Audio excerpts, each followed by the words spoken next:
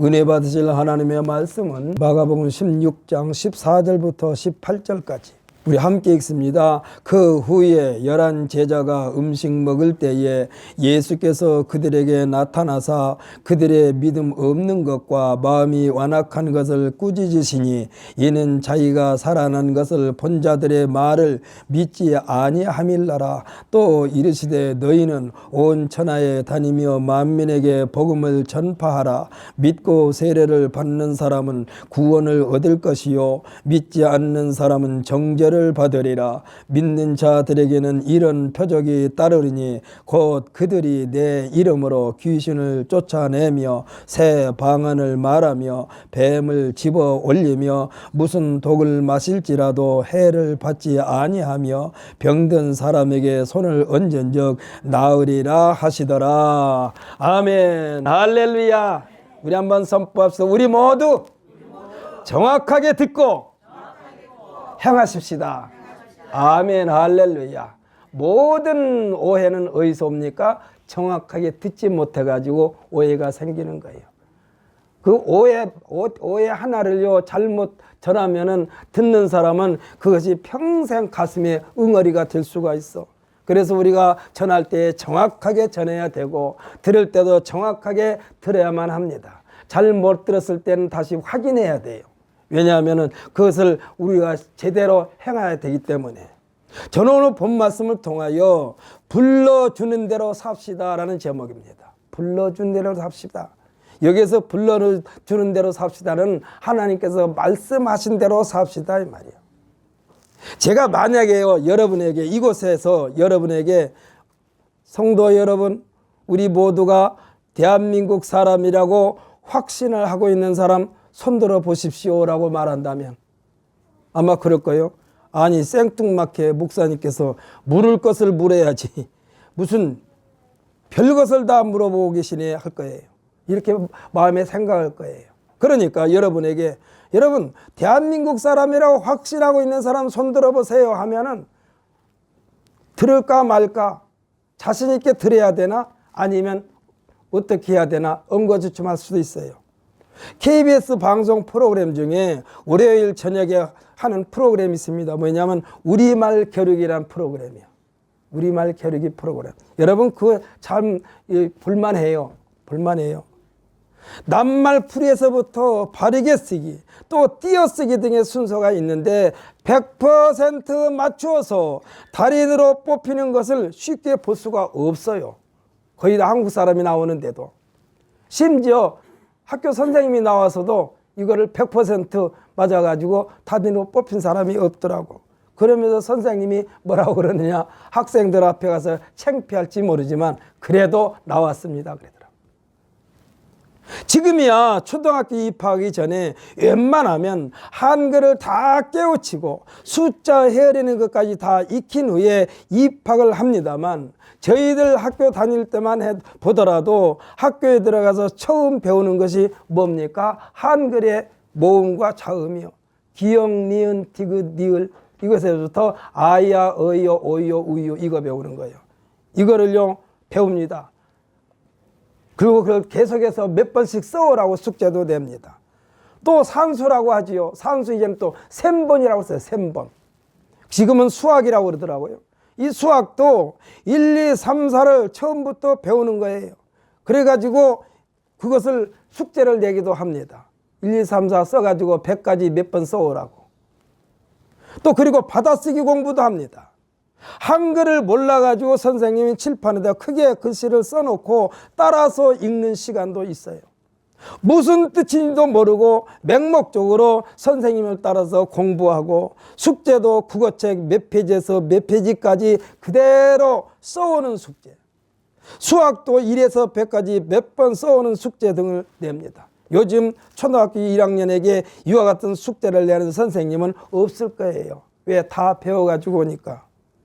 특별히 학교 가면 선생님이 앞에서 불러주면 그대로 맞춤법에 맞춰 받아쓰는 공부도 했어요.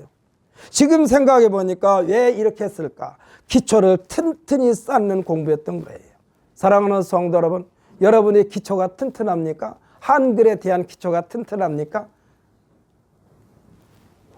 여러분 계속해서 여러분에게 말씀하면 맞춤법에 정확히 맞춰가지고 밑에 받침까지 정확히 쓸 자신이 있습니까? 제가 여기서 여러분에게 한번 묻습니다. 귀신을 말하자면 도둑을 쫓아냈다. 도둑을 쫓는다 하고 내가 저 사람을 쫓아간다 하고 그 쫓아가 똑같을까요? 틀릴까요? 지금 달라요 한 사람한테 숙제 냅니다. 도둑을 쫓다 할 때 그 쫓아라 어떻게 씁니까?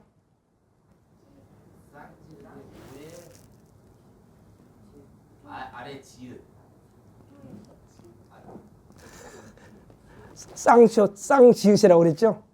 도둑을 쫓는 때는 쌍지읒이라고 그랬죠? 지읒. 왜 왔다 갔다요? 그냥 지읒? 아래 받침 지읒. 이게 위에는? 쌍지읒. 쫓는 때 쌍지읒일 거예요. 밑에 받침이 지읒일까요? 치읒일까요? 치읒이야, 치읒. 그 다음에 나는 저 사람이 너무너무 훌륭해. 나는 저 사람을 쫓을 거야, 쫓자는. 그때는 쫓자는 어떻게 쓴 줄 아십니까? 그냥 지읒이야. 그러니까 이와 같이 우리가 한국 사람인데도 한글을 제대로 쓰기가 쉽지 않다 이 얘기야. 우리나라 사람들 가운데에 긴 문장을 따닥따닥 붙여놓은 상태에서 띄어쓰기를 하라고 그러면요 100% 그러니까 100점 받을 수 있는 사람이 몇 명이나 될까요? 그걸 다시 한번 들었다 놓으세요. 그렇다고 해서 띄어쓰기 잘못한다고 해서 그 사람이 우리나라 사람이 아니라고 인정하는 것이 아닙니다. 띄어쓰기 잘못해도 우리 한국 사람이요. 맞춤법이 틀려도 그 사람은 분명히 한국 사람이요. 우리나라 사람이요. 그 사람은 원래가 한국 사람이기 때문에 한국 사람이요. 맞춤법이 틀려도 글씨를 잘못 써도. 배우지 못했기에 알지 못했기 때문에 제대로 답을 못한 것입니다. 그래도 그는 분명히 한국 사람이에요. 한국 사람이기 때문에 우리나라 사람으로서 나라의 보호를 받게 됩니다. 이것이 법으로 정해져 있어요. 이것이 한국 사람으로서 누리는 권세예요. 말을 잘 못해도. 요한복음 1장 12절에 보면은 영접하는 자, 곧 그 이름을 믿는 자들에게는 하나님의 자녀가 되는 권세를 주셨으니 이는 혈통으로나 육정으로나 사람의 뜻으로 나지 아니하고 오직 하나님께로부터 난 자들이니라. 아멘. 할렐루야. 여러분은 예수를 믿음으로 말미암아 하나님께로부터 난 자들인 줄 믿으시기를 바랍니다. 이 사실을 여러분 믿습니까? 아멘. 이 시간 여러분 아멘 안 하는 사람은 다시 한번 여러분에게 말할 테니까 아멘 하십시오. 왜? 내가 그런 것이 아니라 하나님 그렇게 해 주셨으니까. 우리는 하나님의 자녀가 되는 권세를 받았습니까? 아멘. 할렐루야. 이 사실을 믿고 따르는 자들에게 하나님의 자녀가 누리는 모든 권세를 주신 줄 믿으시기를 바랍니다. 이것이 중요해요. 이것이. 하나님의 자녀는 모든 권세를 받은 것. 이 권세는요, 예수님을 통해서 믿는 자들에게 이미 주셨어요. 권세는 사용하지 않으면, 그러니까 하나님께서 주신 권세를 사용하지 않으면 박물관에 진열된 골동품과 똑같습니다. 이게 활용하라는 얘기예요. 활용하라는 얘기. 이 권세를 활용하면서 사는 것이 신앙생활입니다. 녹슬지 않게 해야만 합니다. 매일매일 갈고 닦아야 합니다. 그래서 시편 기자가 시편 1편 1절에서 뭐라고 했습니까? 하나님의 말씀을 주야로 묵상하는 자다. 오늘 우리가 읽은 본문 말씀이 예수님께서 우리에게 주신 예수님으로 말미암아 하나님의 자녀가 된 우리들의 일생을 통하여 누리는 권세인 줄 믿으시기를 바랍니다. 굳건한 믿음의 소유자들은 때와 장소를 가리지 않고 언제든지 활용할 수 있는 권세인 줄 믿으시기를 바랍니다. 이 권세를 자주 사용하십시오. 대답하시지 않습니까? 이 권세를 자주 사용하십시오. 그래서 녹슬지 않게 하십시오. 날이 둔하여 지지 않게 갈고 닦으십시오. 이것이 하나님의 말씀을 즐거워하고 주야로 묵상하는 거예요. 이 방법이 말씀을 읽고, 그러니까 이 방법이 뭐예요? 말씀을 읽고 묵상하고 예배하고 찬양하고 기도하고 얼마나 그 능력이 그 권능이 나타나게 되는가 시험하는 것이 뭐예요? 그게 전도야. 전도가 그만큼 중요해요. 전도는요, 나를 위해서 하는 거예요. 내 믿음이 녹슬지 않게 하기 위하여 하는 거예요. 다른 사람을 위해서 하는 게 아니에요. 여러분, 누구를 예수 믿으십시오. 그 사람을 위해서 한 게 아니야. 내가 나를 위해서 하는 거예요. 그래서 여러분들이 습관적으로라도 누구와 얘기 자주 쭉 하고 난 뒤에 끝털이 헤어질 때 아무개 씨 아니면 아무개 친구야, 나 너한테 부탁할 말 있어. 뭐? 너 예수 좀 믿어라. 꼭 이 말을 하고 헤어져. 예수 믿어라. 예수 믿어라. 기독교 방송에 보게 되면요, 기독교 방송에 아침 7시 10분부터 9시까지 진행하는 앵커가 하나 있어요. 그 이름, 여러분에게 그 이름은 내가 말 안 할 테니까 그 뉴스 앵커가 그 프로그램을 진행하는데 지금 몇 년이냐? 16년 했대요. 16년 동안 그 프로그램을 진행했어. 근데 그 사람이 그 사람한테 말하는데 묻습니다. 다른 사람이. 그러면은 이 앵커께서는 사람을 이렇게 섭외할 때에 어떤 방법으로 합니까? 그 사람이 끝까지 설득한대요. 끝까지. 그리고 나중에는 왜 그러느냐? 군대에서 자기 아들이 죽었어요. 신병훈련소에서. 갑자기 죽었어. 근데 그거에 대해서 부모님과 어떻게 좀 이게 인터뷰를 하려고 그러는데 맨 처음에 가서 인터뷰하려고 하니까 생각해보시 우리도 그럴 것 같아. 아들이 죽어가지고 지금 마음에 안 돼. 무슨 인터뷰냐고. 근데 탈탈 털더래요. 그래도 그분은 인터뷰를 해야 할 것 같아가지고 계속 했대요. 얼마 동안 했느냐? 보름 동안 하루에 한 번씩 꼬박꼬박 전화해가지고 꼭 듣고 싶습니다. 지금 아버지의 마음을 듣고 싶습니다. 그래가지고 15번인가 설득해가지고 말하자면 방송국 스튜디오로 초청을 했어요. 그런데 첫 마디부터 말하는데 울지 않고는 들을 수가 없었대요. 울지 않고는. 그래가지고 그분이 말하자면 이 인터뷰하면서 그 내용이 말하자면 아침 뉴스장에 전국적으로 퍼져가지고 그 인터뷰 하나로 인하여 군대에서 법이 바뀌어버렸대요. 훈련소에서 훈련시키는 법이 바뀌어버렸대요. 이만큼 중요해요. 여러분이 전도할 때 그냥 한 번 해가지고 안 된다니까. 그분이 인터뷰하는데 15번 했대요. 15번. 그래가지고 막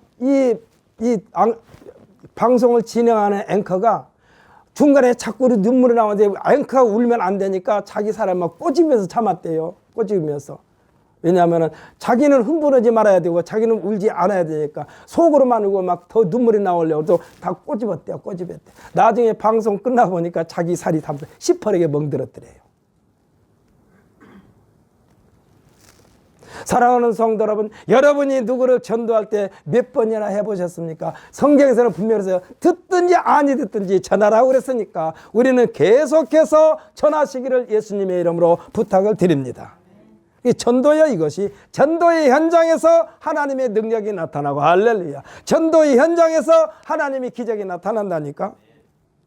얼마나 그 칼이 잘 드는가 실제로 잘라봐야 하는 거예요. 이것이 전도요.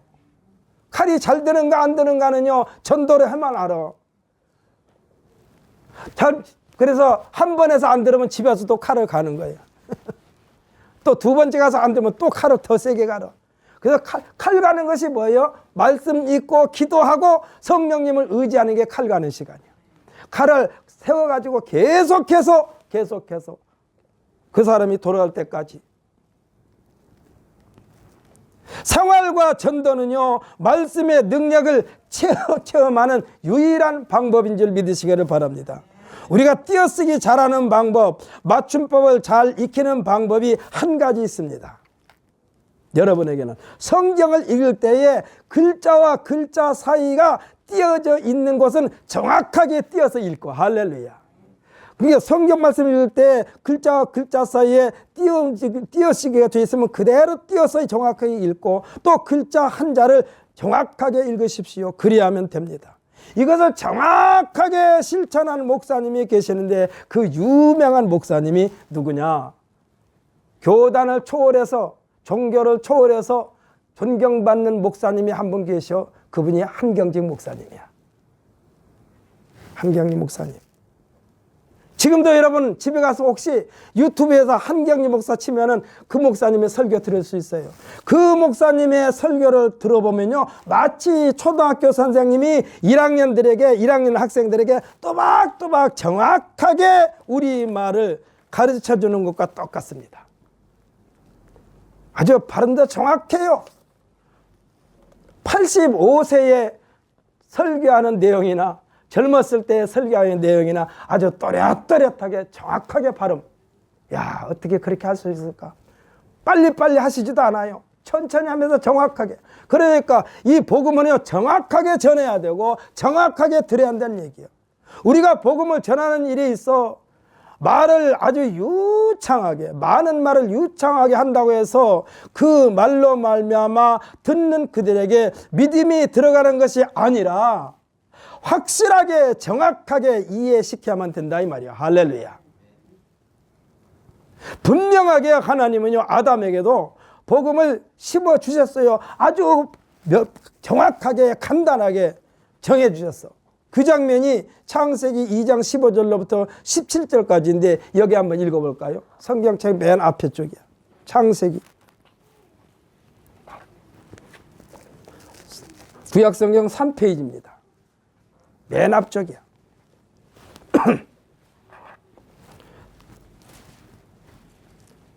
창세기 3페이지, 창세기 2장 15절부터 17절까지입니다. 우리 한번 읽어볼까요? 여호와 하나님이 그 사람을 이끌어 에덴 동산에 두어 그것을 경작하며 지키게 하시고 여호와 하나님이 그 사람에게 명하여 이르시되 동산 각종 나무의 열매는 네가 임의로 먹되 선악을 알게 하는 나무의 열매는 먹지 말라. 네가 먹는 날에는 반드시 죽으리라 하시니라. 아멘. 할렐루야. 매우 간단합니다. 그리고 단호합니다. 뭐라고 그랬어요? 죽을 것이다 라고 했습니까? 또 죽게 될 것이다 라고 했습니까? 죽을 수도 있다라고 했습니까? 아니요. 반드시 죽으리라 했어요. 반드시 죽으리라. 오늘날 강단에서 주의 종들이 이와 같이 반드시 죽으리라, 이와 같이 단호한 메시지를 전하지 못하고 그냥 두리뭉실하게 전하기 때문에 성도들의 믿음이 굳건하지는 못해요. 굳건하지는 못해요. 생각해 보십시오. 민족 3.1 말하자면 독립선언서 작성했던 밑에 사인했던 민족 대표 33명이요. 그들 가운데 몇 퍼센트가 기독교인지 아십니까? 16명인가 기독교인이야. 16명인가. 그런데 그때는요, 기독교인이 얼마 되지도 않았어. 그런데 지금은 이 우리 한국에 기독교인이 몇 명이라고 말합니까? 기독교인이 뭐 1200만까지 올라갔는데 인구수가 줄었으니까 기독교인도 줄었을지 몰라. 어찌됐건 그때는 이 민족 33인 가운데 16명이 기독교인이었는데 지금은 과연 이 나라가 어려움에 처했을 때 기독교인들이 앞장서서 자기 생명 내놓을 수 있는 사람이 몇 퍼센트나 될까요?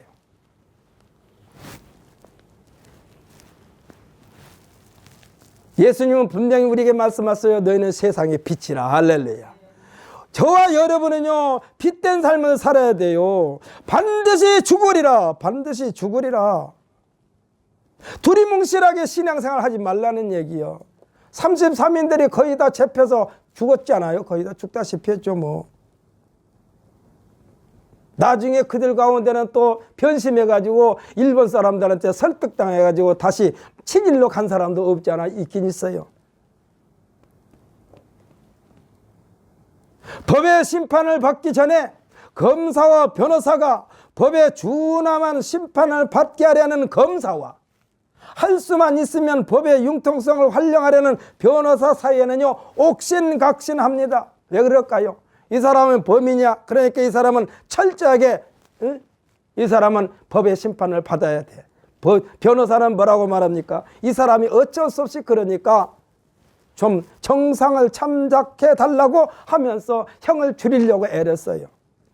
이 검사와 변호사가 옥신각신합니다. 그런데요, 최종적으로 판사가 피고를 향하여 피고 아무개는 민법, 형법 몇 항 몇 조에 의하여 징역 몇 년을 처합니다. 또는 무죄라고 하면서 땅 망치를 치고는 그 자리에 있습니까? 들어가 버립니까? 들어가 버려요. 단호해요. 단호해. 그 자리에서 벌떡 일어나 안으로 들어가 버려. 이게 끝이요. 이것이 단호함입니다. 무엇에 의하여 형을 선고합니까? 육법전세에 의하여 합니다. 사랑하는 우리는 하나님의 말씀에 의하여 말씀의 중심에서 흩어지지 마시기를 예수님의 이름으로 축복합니다. 이것이 단호하며 타협의 여지가 없어요. 그러니까 하나님의 말씀은 단호해야만이 빛이 나는 거예요. 여러분, 사사기에는 입다 장군이 나옵니다. 입다 장군이요, 그 사람이 요즘 말로 말하면 흔히 말로 적통의 자식이 아니요, 말하자면 서손이요. 그런데 자기 민족 가운데 섞이지 못하게 내쫓아버렸어. 그런데 나라 안에 난리가 났어. 그 사람이 핏줄은 정확히 유대인이 아니라 할지라도 섞여 있다 할지라도 인물은 인물이요. 그러니까 어려움에 처하니까 말하자면 이스라엘 백성들이, 지도자들이 그 사람한테 가가지고 당신을 다시 우리 장군으로 모실 테니까 와서 좀 제발 전쟁터에 나가서 일하게 해달라고, 일 좀 해달라고. 그래가지고 입다 장군을 설득해가지고 옵니다. 입다 장군이 전쟁터에 나가기 전에 어떤 것을 선포했느냐? 내가 전쟁터에 나가서 승리하고 돌아오면은 맨 처음에 나한테 와서 인사하는 자를 죽이겠다고 그랬어요. 이게 하나님과의 약속이야. 그런데 전쟁터에서 싸우고 오자마자 외동딸이 나와가지고 환영해요. 외동딸을 죽여야 돼요. 이미 이것에 대해서 딸은 알고 있었어요.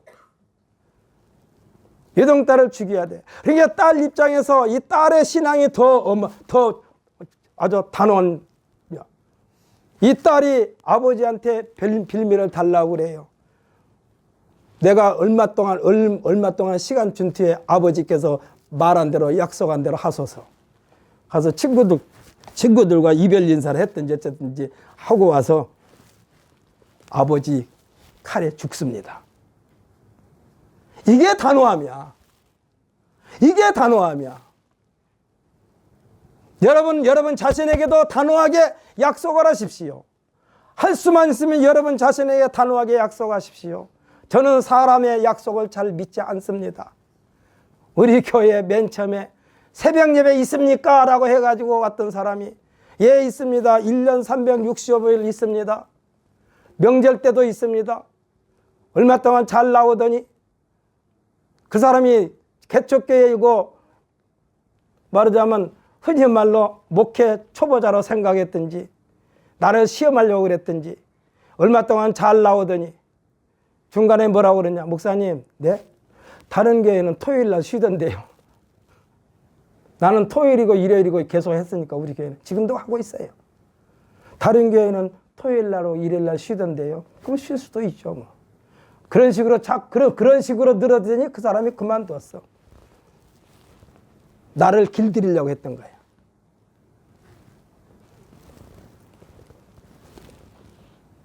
어저께인가도 우리 교단에 젊은 목사님이 40대 중반인 목사님이 하나님의 부름을 받았습니다.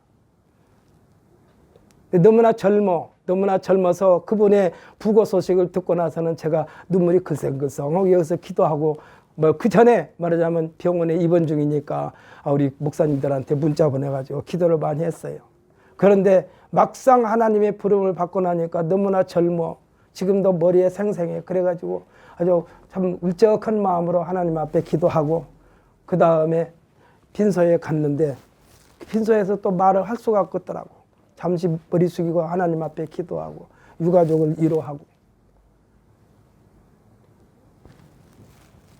나오면 나왔는데 거기에 있는 목사님, 저하고 또 잘 아는 목사님, 저기 동기 목사님이 저한테 하는 말이, 목사님 제발 좀 교단에서 말하자면 지방에서 모임이 있고 해외 선교 여행이라고 그럴까요? 아니면 거기 좀 같이 가십시다. 또 같이 가면 안 될까요? 그러더라고. 그래서 제가 그랬어요. 저는 제 자신과의 약속이 있어서 못 갑니다. 그래서 자고 오는 데는 못 갑니다. 그랬어요. 심지어 제가 이런 말도 있어. 우리 딸이 지금 결혼한 지가 13년 됐는데 한 번도 딸네 집에서 자본 적이 없어요. 내가 하나님과의 약속이 있기 때문에 그렇습니다. 제가 왜 이런 말을 하느냐? 제가 평신도로 있을 때도 제가 그런 단호함의 신앙생활을 아주 몸에 bek했어요. 그래서 그 섬기던 교회 목사님이 우리 교회는 이종걸 장로님이 있어가지고 새벽 예배가 1년 365일이 있습니다. 왜냐하면 토요일하고 주일하고 어떨 때는 월요일까지 목사님이 쉬어. 그러면 토, 일, 월을 제가 했어요. 새벽 예배를 제가 인도했어요. 제가 거기에서 이제 이 교회를 개척해주고 나오려고 하니까 목사님께서 첫 번째 저한테 하시는 말씀이 새벽 기도를 어떻게 해야 할까요? 그러더라고요. 그래서 내가 그랬어요. 목사님, 그거는 그냥 다른 목사님들도 똑같이 하세요. 제가 그걸 풀어드리고 왔어, 말하자면. 제가 왜 이런 말을 하냐? 단호해야 된대요. 단호해야. 다른 사람에게 단호하지 말고 나 자신에게 단호하자고요. 할렐루야. 다른 사람에게는 융통성을 줘요. 그러나 나 자신에게는 단호하자고요. 누구처럼? 입다장군처럼. 무엇에 의하여 형을 선고했어요? 율법전서에 의하여 선고한 거예요. 하나님의 말씀은 곧 이와 같이 단호함입니다. 타협의 여지가 없습니다. 그러기에 예수님께서 오셨고 성령을 보내주신 줄 믿으시기를 바랍니다. 이 단호함을 우리 스스로 못하기 때문에 성령을 보내주신 거예요. 성령은요, 곧바로 확신을 주게 하는 겁니다. 확신. 예수님의 가르침과 성령에 의하여 중죄인인 우리가 심판대 앞에 서기 전에 최대한으로 기회를 허락하신 하나님의 그 사랑이 뭡니까? 사랑과 긍휼과 관용과 용서요. 하나님은 그래도 우리에게 최대한으로 관용을 베풀어 주셨어. 오늘 설교 제목이 불러주는 대로 삽시다입니다. 불러주는 대로 사용합시다입니다. 아버지, 우리가 이런 말 많이 하죠. 띄어쓰기에 대해서 말하면서 아버지가 방에 들어가십니다가 돼야 되는데 이것을 띄어쓰기를 안 하면 어떻게 됩니까? 또박또박 새기지 않으면 아버지 가방에 들어가십니다가 돼. 아버지 가방에 들어가십니다. 글자 수는 똑같아요. 우리들의 삶이 아버지 가방에 들어가십니다 삶이 되면 안 된다니까. 이와 같은 삶 때문에 침요한이 회개하라 천국이 가까웠느니라. 그 말이 그 말 같죠? 아버지 가방에 들어가신다나 아버지가 방에 들어가신다나 그 말이 그 말 같은데 완전히 뜻이 바뀌어버리는 거예요. 완전히 뜻이 바뀌어버려. 아버지가 뭐 가방에 들어갈 수도 없지만 일단은 문자적으로 볼 때 그래. 침례요한이 말하는 회개하라 천국이 가까우느니 이러한 뭐입니까? 너희들이 아는 대로 좀 실천 좀 하라 이 말씀이야. 다른 사람을 정죄하지 말고 내 자신이 똑바로 하라 얘기야. 이와 같은 삶 때문에 예수님께서 화 있을진저 외식하는 서기관들과 바리새인들이여 그랬습니다. 잘못된 습관은 그냥 보기에는 매우 융통성 있게 보여요. 그렇지 않습니까? 참 융통성 있게 보여. 이것이 예수님께서 저들에게 책망한 장로들의 전통입니다. 침례 요한이 회개하라 천국이 가까우느니라나 예수님께서 회개하라 천국이 가까우느니라는 종교개혁의 캐치프레이즈야. 우리도 우리나라 역사적으로는 최초의 종교개혁자는 침례 요한이고 예수님이야. 회개하라 천국이 가까우느니라.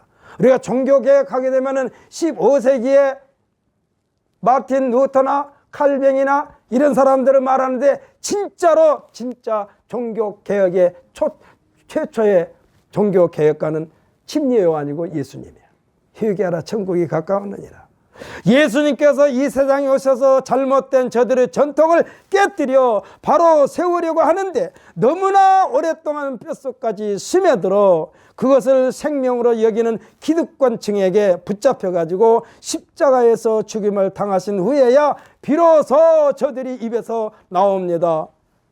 본문보다 조금 앞이요. 마가복음 15장 37절부터 39절까지인데 우리 여기 한번 읽어볼까요?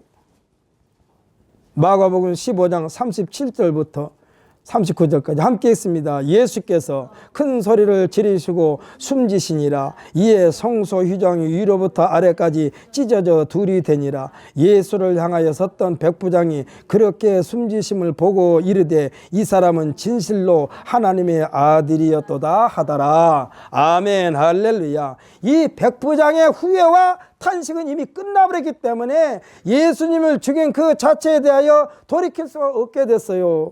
지금 우리들 곁에 예수님은 안 계십니다. 그러나 예수님께서는 십자가에 죽으신 것으로 끝나버렸다면 올 인류에게는 소망이 없습니다. 왜냐하면 예수님께서 친히 말씀하셨습니다. 누가복음 18장 8절에서 뭐라고 그랬냐? 인자가 올 때에 세상에서 믿음을 보겠느냐라고 묻는 장면이 나와요. 그러니까 예수님께서 부활하시지 않고 십자가에서 그대로 죽어버리고 끝나버렸으면은 우리에게 소망이 없어. 인자가 올 때 세상에서 믿음을 보겠느냐 하고 물으셨지만, 하지만 예수님은 저들이 십자가에서 악랄하게 죽였지만 하나님께서 독생자 예수 그리스도를 살리셨으니 이 살림은 영원한 살림인 줄 믿으시기를 바랍니다. 영원한 삶이요. 그리고 예수님을 믿는 자들에게 동일한 영원한 삶, 영생을 확신하게 했습니다. 이 확신에 역동적인 하나님의 권능, 성령을 보내주심으로 이 성령으로 말미암아 오늘 본문의 권능을 행사하게 하신 것입니다. 하나님의 말씀과 권능은 마치 전기 자동차가 전기 충전을 받은 것처럼 언제나 우리에게 충전해야만 합니다. 왜? 이 충전을 하지 않으면 방전돼 버린다니까. 전기 충전하는 방법이 말씀이고 눈에 보이지 않는 전기의 능력은 성령의 권능과도 같습니다. 그래서 말씀에 대한 지식만으로는요 신앙생활이 불가능합니다. 성령의 권능을 채워야만 합니다. 예수님께서 부활하셔서 제자들에게 하신 말씀도 너희에게 평강이 있을지어다. 그리고 이 덧붙여서 하는 말씀이 성령을 받으라고 그랬어요. 그러니까 이 평강은 예수님을 믿는 자들에게 주신 큰 선물인데 이 선물, 이 평강을 유지하게 하는 능력이 성령인 줄 믿으시기를 바랍니다. 그러면 여러분들에게 기도할 때마다 성령을 구해야 돼요. 성령님 저와 함께하여 주옵소서. 성령님 도와주옵소서. 그래서 우리 성도들이 꼭 받아야 하는 권능은 곧바로 성령인 줄 믿으시기를 바랍니다.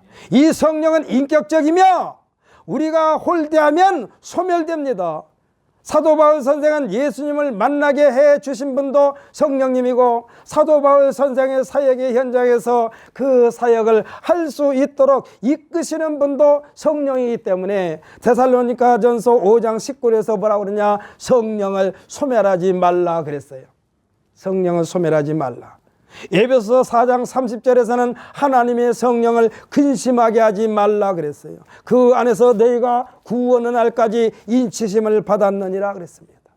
성령은요 신앙생활의 에너지인 줄 믿으시기를 바랍니다. 그래서 여러분들께서 신앙생활할 때 조금 흔하는 말로 마음이 해이합니까? 그러면 그때 곧바로 성령님 도와주옵소서 그래요. 성령님 도와주옵소서. 이거는요 지금이야 사람들이 그런 체험을 안 하지만 옛날에는 호롱불에다 불을 켜놓으면 밑에 석유가 떨어지면 불이 조그만해져 가지고 가물가물 꺼질 것 같아. 그때 딱 뚜껑을 열고 석유를 딱 보면 다시 확 불이 커집니다. 성령님이 이런 분이야. 할렐루야. 여러분들 신앙생활이 힘드니까 성령을 구하세요.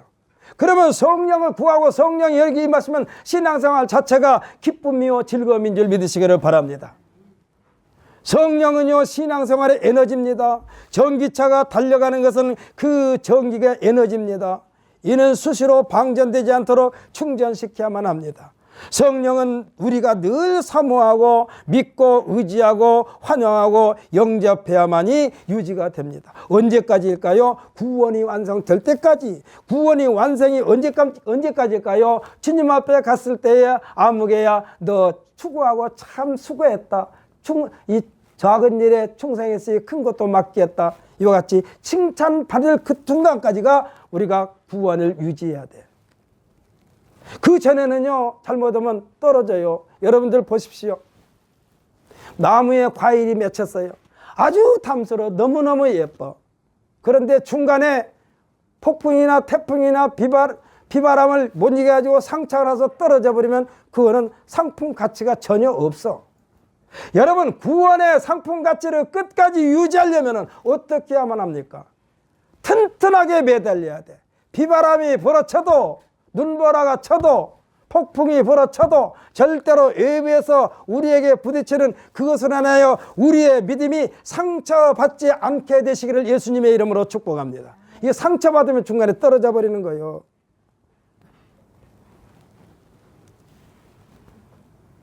그래서 우리가 성령을 늘 사모해야 돼. 언제까지요? 구원이 완성될 때까지. 그러니까 구원을 유지하게 하는 능력이 성령입니다. 이 능력이 오늘 본문 말씀이요. 믿는 자들에게는 이런 표적이 따르리니 그랬잖아요. 믿는 자들이 이런 표적이 따르리니. 사랑하는 성도 여러분, 예수님께서 제자들에게 이런 표적이 따르리니 안 했어요. 제자들에게 이런 표적이 따르리니, 제자야 너희들에게 이런 표적이 따르리니 안 했어요. 예수님께서 목사들에게 목사야 아무개 목사야 이런 표적이 따르리니 하지 않았어요. 뭐라고 그랬어요? 믿는 자들에게는 이런 표적이 따르리니. 할렐루야. 여러분은 믿는 자들이 되시기를 바랍니다. 여러분에게 제가 욕심을 낸다면 여기 서 있는 이종걸 목사의 믿음보다 여러분의 믿음이 더 큰 믿음이 되시기를 예수님의 이름으로 축복합니다. 그래서 믿는 자들에게 이런 표적이 따르니 그랬다니까. 목사라는 명칭 가지고 이런 표적이 따르는 것이 아니요, 믿는 자들이 이런 표적이 따르니. 오늘 여러분의 믿음이 확실한 믿음, 단호한 믿음. 입다 장군이 자기 딸을 죽였다고 하니까 조금 그렇습니다만 자기 딸을 희생시키면서도 그 단호한 믿음. 오늘 이 예배에 참석한 성도 여러분, 우리 모두는 말씀으로 충만하고 할렐루야, 성령으로 충만하고 할렐루야, 믿음으로 충만하여 예수님께서 오늘 이 시간에 우리에게 주신 권능으로 우리를 죽이고 도둑질하고 멸망시키라는 악한 원수 마귀 사탄 질병 적그리스도 거짓 선지자 이단 사이비를 결박시켜버리는 놀라운 능력의 소유자가 되시기를 예수님의 이름으로 축복합니다. 오늘 본문에 전제 조건이 있습니다. 그 전제 조건이 15절 말씀이요. 15절 말씀. 오늘 본문 말씀 15절 말씀. 우리 읽어봅시다. 천천히 또박또박 있습니다. 또박또박 있습니다. 함께 있습니다. 또 이르시되 너희는 온 천하에 다니며 만민에게 복음을 전파하라. 아멘. 할렐루야. 이와 같이 전도의 현장에서 이와 같이 놀라운 권능을 행사하게 하신 줄 믿으시기를 바랍니다. 이와 같은 체험을 경험하게 되면 장부의 믿음을 소유하게 됩니다. 그리고 신앙생활이 재미있습니다. 왜? 나를 통해서 하나님께서 일하시고 계시다는 것을 확신이 되기 때문에 그래요. 확신이 되기 때문에 그래요.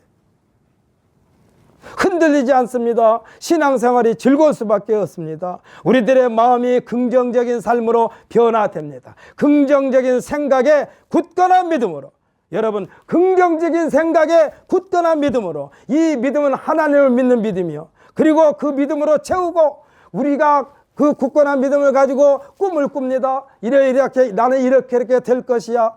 그래서 꿈을 꿉니다. 그러면서 우리 입술로 고백합니다. 할 수 있다, 하면 된다, 해보자. 이 시간 저를 따라서 한번 해보십시다. 할 수 있다, 하면 된다, 해보자. 아멘. 할렐루야. 이렇게 외치면서 앞으로 나아가는 사람을 통하여 하나님께서는 역사하시고 영광을 받으시게 되는 줄 믿으시기를 바랍니다. 하나님에게는 부정이 없어요. 하나님의 절대 긍정이야. 로마서 8장 28절에 보면 우리가 알거니와 하나님을 사랑하는 자 곧 그의 뜻대로 부르심을 입은 자들에게는 모든 것이 합력하여 선을 이루느니라 했습니다. 그런데 여기에서 우리가 착각할 수 있는 것이 있어요. 하나님은 우리를 사랑하시지만 우리는 하나님을 절대로 사랑할 수 있는 능력이 없어요. 우리가 하나님을 사랑할 수 있는 능력이 없어요. 다만 하나님께서 우리를 사랑하신 그 사랑을 그대로 가감 없이 시인하고 인정하면서 받아들이는 것이요. 받아들여서 이 행위에 대하여 우리가 표현할 때 하나님 사랑합니다라고 우리가 표현을 하죠. 그러나 하나님의 사랑과 우리가 하나님을 향하는 마음이 절대로 균형을 이룰 수가 없어. 절대로 균형을 이룰 수가 없어. 우리가 하나님을 사랑한다고요? 여러분, 제가 아내를 날마다 사랑한다. 여보 당신 사랑해. 여보 당신 사랑해. 하지만은 혹시 지나가다가 그날 그 이튿날도 아니에요. 그날 사랑하는 제 아내 마음을 조금이라도 상하게 했다면은 아침에 한 말이 다 무효가 돼 버리는 거예요. 여보 당신 사랑했는데 조금 있다가 아내의 마음을 아프겠다든지 속상했다든지 그러면 조금 전에 사랑한 게 무효요. 왜? 아까 사랑한다고 하면서 왜 나를 이렇게 속상하게 만들어? 하나님 사랑이 그예요. 우리가 하나님을 사랑한다고요? 천만의 말씀.